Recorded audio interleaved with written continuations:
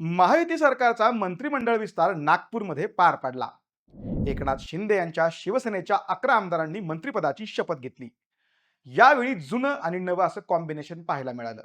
पण दिसला नाही तो एक चेहरा, जो मागील 2.5 वर्षांच्या काळात सातत्याने माध्यमांच्या कॅमेऱ्यासमोर असायचा. आपण बोलत आहोत शिवसेनेचे ज्येष्ठ नेते आणि माजी शिक्षण मंत्री दीपक केसरकर यांच्या बाबतीत. कोणतीही घटना असो किंवा राजकीय घडामोड, माध्यमांना प्रतिक्रिया द्यायचे आणि सरकारची बाजू सावरायचे काम ते नेहमीच करायचे. पण आता त्यांनाच मंत्रिमंडळातनं डावलण्यात आलंय. आता त्यांना मंत्रिपद नाकारण्यामागे अनेक कारणेही असतील. पण एक चर्चा अशी सुरू झाली आहे, जी ऐकून तुम्हाला नक्कीच आश्चर्य वाटेल. दीपक केसरकर राहत असलेल्या रामटेक या शासकीय बंगल्यावरनं या चर्चा सुरू झाल्या आहेत. आता या मागे नेमकं काय गौड बंगाल आहे? या बंगल्यामुळं खरंच केसरकरांचं मंत्रिपद हुकलंय का? याचं उत्तर आपण या व्हिडिओमध्ये पाहूयात. मुंबईच्या मलबार हिल परिसरातील देखणा असा रामटेक बंगला. हा बंगला आपल्यालाच मिळावा यासाठी राजकीय मंडळी स्पर्धा करायची. कारण हा बंगला अतिशय मोठा आणि तितकाच प्रशस्त. या बंगल्याचा राजकीय इतिहास मात्र उलथापालथीचा राहिला एवढं नक्की. मंत्र्यांना राहण्यासाठी हा बंगला नक्कीच आरामदायक आहे. पण या बंगल्यात राहणाऱ्या मंत्र्यांच्या राजकीय कारकिर्दीत कधी कोणती वळणे येतील याचा काही अंदाज नसतो. आता या राजकीय वळणाचं उदाहरण म्हणून दीपक केसरकरांकडे नक्कीच पाहता येईल. या बंगल्याबाबत सध्या ज्या चर्चा सुरू झाल्या आहेत त्या समजून घ्यायच्या असतील तर थोडं इतिहासात डोकावं लागेल. सन 1994 मध्ये जेव्हा राज्यात युतीचं सरकार आलं, तेव्हा स्वर्गीय गोपीनाथ मुंडे रामटेक बंगल्यात होते. पुढे 1999 मध्ये युतीचं सरकार गेलं.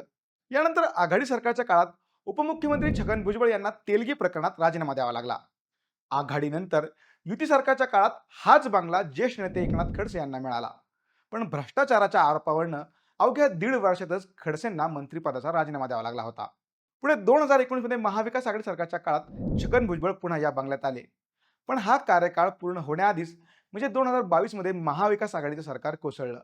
राज्यात युतीचे सरकार आलं आणि या सरकारमध्ये एकनाथ शिंदे मुख्यमंत्री झाले. दीपक केसरकरांना शिक्षण खात्याचं मंत्रिपद मिळालं. त्याचबरोबर त्यांना रामटेक बंगला राहण्यासाठी मिळाला. येथेच केसरकरांचा मुक्काम होता.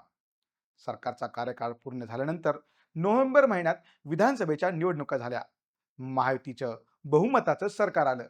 सर्वत्र फीलगुड वातावरण असताना दीपक केसरकरांच्या बाबतीत मात्र मिठाचा खडा पडला. मंत्रिमंडळ विस्तारात त्यांना डावलण्यात आलं. त्यामुळे रामटेक बंगल्याबाबत राजकीय वर्तुळात चर्चा सुरू झाल्या आहेत. याच बंगल्यात वास्तव्यास असल्याने केसरकरांचं मंत्रिपद हुकलं नाही ना, असा सवाल राजकीय वर्तुळात ऐकू येत आहे. राजकारणातील या घडामोडी पाहिल्या तर रामटेक बंगला नकोच अशी मानसिकता राजकीय नेत्यांची झाल्याचं दिसून येत आहे. स्वर्गीय विलासराव देशमुख, गोपीनाथ मुंडे, शरद पवार असे मातब्बर नेते या बंगल्यावर काही काळ वास्तव्यास होते. पण आता याच बंगल्यामुळे राजकीय नेत्यांमागे अडचणींचं शुक्लशाट लागल्याचं दिसून येत आहे. ही माहिती तुम्हाला कशी वाटली आम्हाला कमेंट करून नक्की सांगा. तसेच लेट्सअपचे असेच नवनवीन माहितीपूर्ण व्हिडिओ पाहण्यासाठी लेट्सअपच्या सर्व सोशल मीडिया प्लॅटफॉर्मला फॉलो करायला विसरू नका. धन्यवाद.